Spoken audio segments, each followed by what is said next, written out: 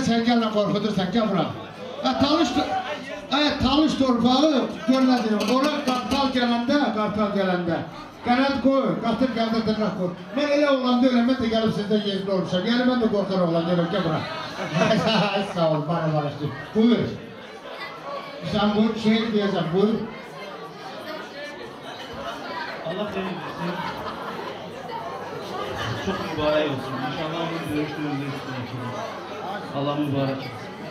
Çok zor. Bak bu ayrı mesele. Senin öz dilinden. Ömürden nişan koy Ayvatanoğlu. Allah çok sabırlıdır Ayvatanoğlu. Bizim ocakların da yanan baktılar. Bugün hemen ocak yandı. Uzun müddet bunun hasretinde olasın. Bugün Buyursun Rasul demektir, yazın Rasul. Kısmet oldu. Şükür Allah'ın bu kısmetine. Gel yüreği ayrasın. Ömür emanettir, bilin ay dostlar. Hiç kesin gazaya değmesin başı. Eyip etmez ağladığında müsal yaşın, gözünüze keder yaşı değmesin. Nadanlık eyleyip gülmeye ne var? Ömrün sonunu görmeye ne var?